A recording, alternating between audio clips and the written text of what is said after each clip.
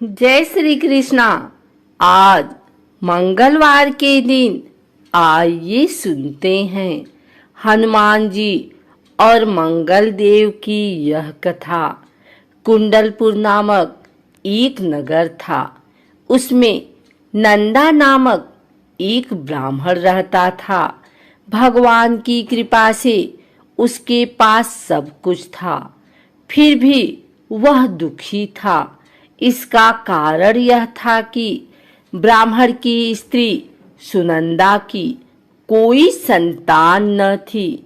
सुनंदा पतिव्रता थी, भक्ति पूर्वक श्री हनुमान जी की आराधना करती थी।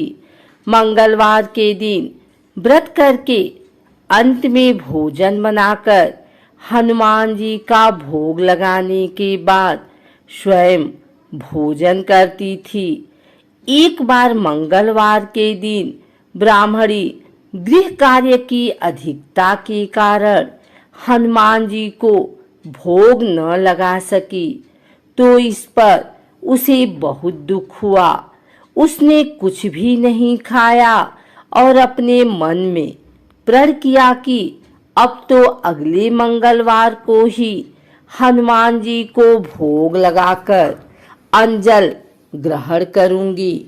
ब्राह्मणी सुनंदा प्रतिदिन भोजन बनाती, श्रद्धा पूर्वक पति को खिलाती, परंतु स्वयं भोजन नहीं करती और मन ही मन श्री हनुमान जी की आराधना करती थी। इसी प्रकार 6 दिन गुजर गए और ब्राह्मणी सुनंदा अपने निश्चय के अनुसार भूखी प्यासी निराहार रही। अगले मंगलवार को ब्राह्मणी सुनंदा प्रातःकाल ही बेहोश होकर गिर पड़ी। ब्राह्मणी सुनंदा की इस असीम भक्ति के प्रभाव से श्री हनुमान जी बहुत प्रसन्न हुए और प्रकट होकर बोले, सुनंदा, मैं तेरी भक्ति से बहुत प्रसन्न हूँ, तू उठ और वर मांग। सुनंदा अपने आराध्य देव श्री हनुमान जी को देखकर आनंद की अधिकता से विह्वल हो श्री हनुमान जी के चरणों में गिरकर बोली, हे प्रभु, मेरी कोई संतान नहीं है, कृपा करके मुझे संतान प्राप्ति का आशीर्वाद दे। आपकी अति कृपा होगी। श्री महावीर जी बोले, तेरी इच्छा पूर्ण होगी। तेरी एक कन्या पैदा होगी, उसके अष्टांग प्रतिदिन सोना दिया करेंगे।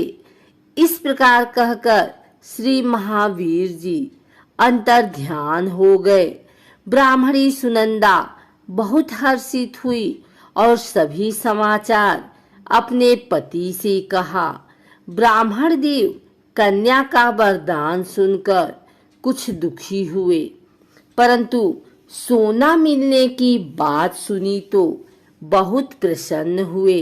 विचार किया कि ऐसी कन्या के साथ मेरी निर्धनता भी समाप्त हो जाएगी।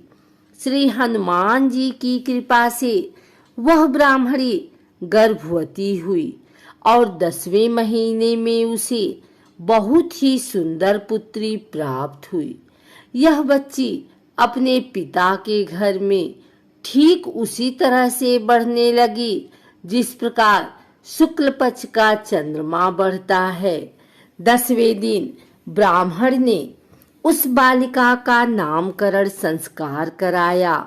उसके कुल पुरोहित ने उस बालिका का नाम रत्नावली रखा, क्योंकि यह कन्या सोना प्रदान किया करती थी।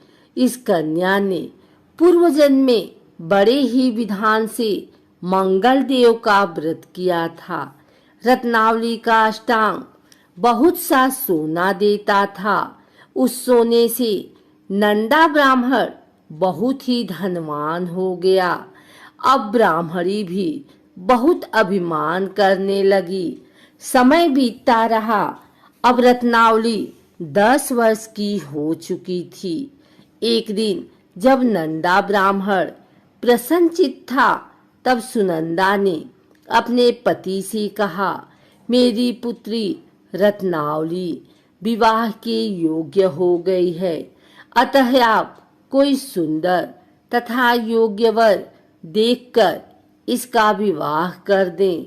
यह सुन ब्राह्मण बोला, अभी तो रत्नावली बहुत छोटी है।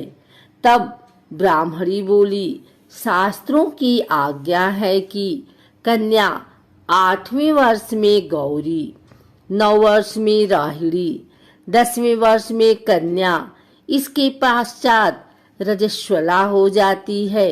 गौरी के दान से पाताल लोक की प्राप्ति होती है, राहिणी के दान से बैकुंठ लोक की प्राप्ति होती है, कन्या के दान से इंद्रलोक के सुखों की प्राप्ति होती है। अगर हे पति देव रजस्वला का दान किया जाता है तो घोर नरक की प्राप्ति होती है। इस पर ब्राह्मण बोला, अभी तो रत्नावली मात्र 10 ही वर्ष की है और मैंने तो 16-16 साल की कन्याओं के विवाह कराए हैं, अभी जल्दी क्या है। तब ब्राह्मणी सुनंदा बोली, आपको तो लोभ अधिक हो गया लगता है। शास्त्रों में कहा गया है कि माता पिता और बड़ा भाई रजस्वला कन्या को देखते हैं तो वह अवश्य ही नरकगामी होते हैं। तब ब्राह्मण बोला, अच्छी बात है, कल मैं अवश्य ही योग्य वर की तलाश में अपना दूत भेजूंगा। दूसरे दिन ब्राह्मण ने अपने दूत को बुलाया और आज्ञा दी कि जैसी सुंदर मेरी कन्या है वैसा ही सुंदर वर उसके लिए तलाश करो। दूत अपने स्वामी की आज्ञा पाकर निकल पड़ा। पंपई नगर में उसने एक सुंदर लड़के को देखा। यह बालक एक ब्राह्मण परिवार का बहुत गुणवान पुत्र था। इसका नाम सोमेश्वर था। दूत ने इस सुंदर व गुणवान ब्राह्मण पुत्र के बारे में अपने स्वामी को पूर्ण विवरण दिया। ब्राह्मण नंदा को भी सोमेश्वर अच्छा लगा और फिर शुभ मुहूर्त में विधि पूर्वक कन्या दान करके ब्राह्मण ब्राह्मणी संतुष्ट हुए। परंतु ब्राह्मण के मन तो लोभ समाया हुआ था। उसने कन्यादान तो कर दिया था पर वह बहुत खिन्न भी था। उसने विचार किया कि रत्नावली तो अब चली जावेगी और मुझे इससे जो सोना मिलता था वह अब नहीं मिलेगा। मेरे पास जो धन था कुछ तो इसके विवाह में खर्च हो गया और जो शेष बचा है वह भी कुछ दिनों पश्चात समाप्त हो जाएगा। मैंने तो इसका विवाह करके बहुत बड़ी भूल कर दी है। अब कोई ऐसा उपाय हो कि रत्नावली मेरे घर में ही बनी रहे, अपनी ससुराल ना जावे। लोभ रूपी राक्षस ब्राह्मण के मस्तिष्क पर छाता जा रहा था। रात भर अपनी सैया पर बेचैनी से करवटें बदलते बदलते उसने एक बहुत ही क्रूर निर्णय लिया। उसने विचार किया कि अब रत्नावली को लेकर उसका पति सोमेश्वर अपने घर के लिए जाएगा तो वह मार्ग में छिपकर सोमेश्वर का वध कर देगा और अपनी लड़की को अपने घर ले आवेगा, जिससे नियमित रूप से उसे सोना भी मिलता रहेगा और समाज का कोई मनुष्य उसे दोष भी नहीं देगा। प्रातः काल हुआ तो नंदा और सुनंदा ने अपने जमाई तथा लड़की को बहुत सारा धन देकर विदा किया। सोमेश्वर अपनी पत्नी रत्नावली को लेकर ससुराल से अपने घर की तरफ चल दिया। ब्राह्मण सुनंदा महालोभ के वशीभूत हो अपनी मति खो चुका था। पाप पुण्य को उसे विचार न रहा। अपने भयानक व क्रूर निर्णय को कार्य रूप देने के लिए उसने अपने दूत को मार्ग में अपने जमाई का वध करने के लिए भेज दिया था, ताकि रत्नावली से प्राप्त होने वाला सोना उसे हमेशा मिलता रहे और वो कभी निर्धन न हो। ब्राह्मण के दूत ने अपने स्वामी की आज्ञा का पालन करते हुए उसके जमाई सोमेश्वर का मार्ग में ही वध कर दिया। समाचार प्राप्त कर ब्राह्मण नंदा मार्ग में पहुंचा और रुदन करती अपनी पुत्री रत्नावली से बोला, हे पुत्री, मार्ग में लुटेरों ने तेरे पति का वध कर दिया है। भगवान की इच्छा के आगे किसी का कोई वश नहीं चलता है। अब तू घर चल, वहां पर ही रहकर शेष जीवन व्यतीत करना। जो भाग्य में लिखा है वही होगा।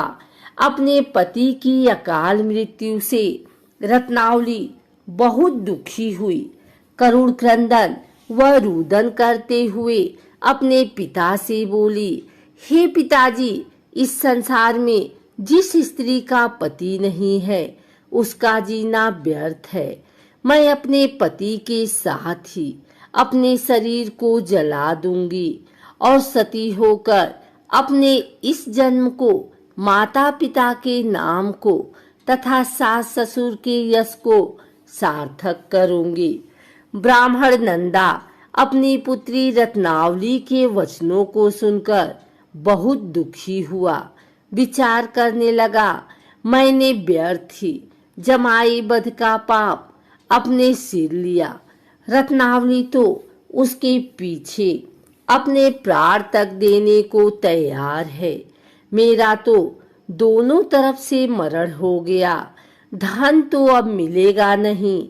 जमाई वध के पाप के फलस्वरूप यम यातना भी भुगतनी पड़ेगी। यह सोचकर वह बहुत खिन्न हुआ। सोमेश्वर की चिता बनाई गई। रत्नावली सती होने की इच्छा से अपने पति का सिर अपनी गोदी में रखकर चिता में बैठ गई। जैसे ही सोमेश्वर की चिता को अग्नि लगाई गई, वैसे ही प्रसन्न हो मंगलदेव वहां प्रकट हुए और बोले, हे रत्नावली, मैं तेरी पति भक्ति से बहुत प्रसन्न हूँ, तू वर मांग। रत्नावली ने अपने पति का जीवन दान मांगा। तब मंगलदेव बोले, रत्नावली, तेरा पति अजर अमर है, यह महाविद्यवान भी होगा और इसके अतिरिक्त तेरी जो इच्छा हो वर मांग। तब रत्नावली बोली, हे ग्रहों के स्वामी, यदि आप मुझ पर प्रसन्न हैं तो मुझे यह वरदान दीजिए कि जो भी मनुष्य मंगलवार के दिन प्रातःकाल लाल पुष्प, लाल चंदन से पूजा करके आपका स्मरण करे, उसको रोग व्याधि न हो, स्वजनों का कभी वियोग न हो, सर्प, अग्नि तथा शत्रुओं का भय न रहे। जो स्त्री मंगलवार का व्रत करे वह कभी विधवा न हो। मंगलदेव तथास्तु कहकर अंतर ध्यान हो गए। सोमेश्वर मंगलदेव की कृपा से जीवित हो उठा। रत्नावली अपने पति को पुनः प्राप्त कर बहुत प्रसन्न हुई और मंगलदेव का व्रत प्रत्येक मंगलवार को करके व्रतराज और मंगलदेव की कृपा से इस लोक में सुख ऐश्वर्य को भोगते हुए अंत में अपने पति के साथ स्वर्ग लोक को चली गई।